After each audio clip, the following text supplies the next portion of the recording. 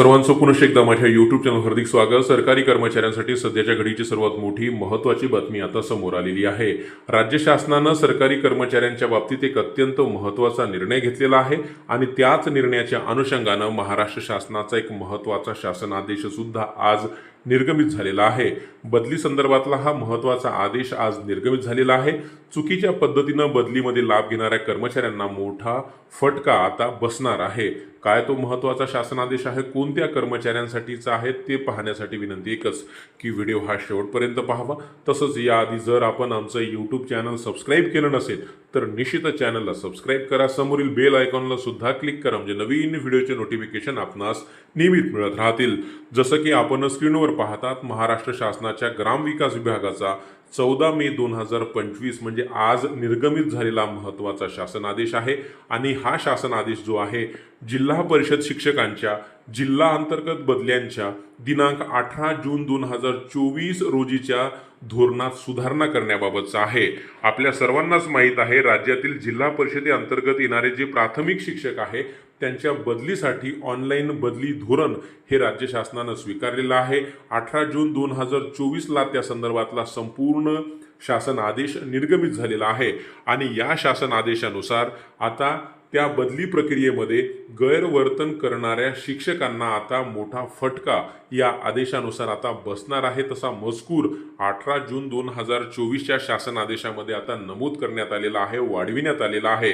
बदली प्रक्रियेमध्ये बरेच प्राथमिक शिक्षक जे आहेत, जे बदली व्हावी, बदलीचा लाभ मिळावा यासाठी वेगवेगळ्या संवर्गाचा चुकीच्या पद्धतीनं लाभ ते घेत असतात। संवर्ग 1 जो आहे, जे 53+ आहे किंवा वेगवेगळे आजार झालेले आहेत किंवा दिव्यांग शिक्षक आहेत त्यांच्यासाठीचा हा संवर्ग 1 या बदली प्रक्रियेमध्ये बनविण्यात आलेला आहे। परंतु त्या संवर्ग 1चा लाभ घेण्यासाठी खोटे दिव्यांग पत्र उपलब्ध करून आणि खोट्या दिव्यांगाच्या आधारे बदली प्रक्रियेमध्ये लाभ घेण्याचा प्रयत्न हे शिक्षक करत असतात।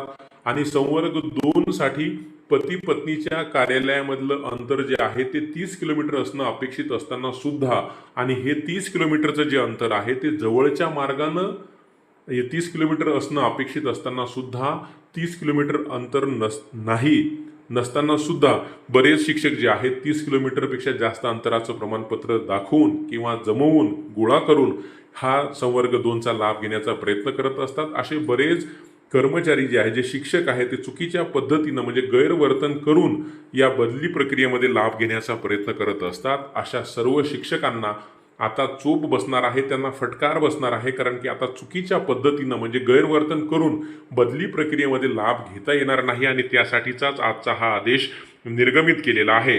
यामध्ये स्पष्ट नमूद करण्यात आलेलं आहे की एखाद्या शिक्षकानं चुकीच्या पद्धतीनं बदली करून घेण्यासाठी जर गैरवर्तन केलं असेल तर अशा शिक्षकाची तक्रार झाल्यास माननीय मुख्य कार्यकारी अधिकारी त्या जिल्हा परिषदेचे जे CO आहेत, मुख्य कार्यकारी अधिकारी आहेत, त्या शिक्षकांसाठीची सर्व माहिती गोळा करून 30 दिवसांच्या आत त्या शिक्षकांबाबतीतला किंवा त्याच्या गैरवर्तणुकीचा जो प्रस्ताव आहे त्या आयुक्ताकडे सादर करणार आहेत। आणि 30 दिवसाच्या नंतर आयुक्तानं जर त्या प्रस्तावाला जर सहमती दिली किंवा तो जर सकारात्मक असला किंवा आयुक्ताला सुद्धा त्या कर्मचाऱ्यांचं गैरवर्तन हे त्यांना मान्य झालं किंवा त्यांना असं खरंच वाटलं की हे खरंच गैरवर्तन आहे आणि त्यांनी जर 30 दिवसाच्या आत जर त्या संदर्भातला अहवाल मुख्य कार्यकारी अधिकारी यांच्याकडे सकारात्मक पाठविला तर अशा कर्मचाऱ्याची, अशा शिक्षकाची बदली पुढील 7 दिवसामध्ये माननीय मुख्य कार्यकारी अधिकारी त्यांना हवं त्या ठिकाणी ऑफलाईन पद्धतीनं ते करणार आहेत। म्हणजे गैरवर्तन करणाऱ्या शिक्षकाला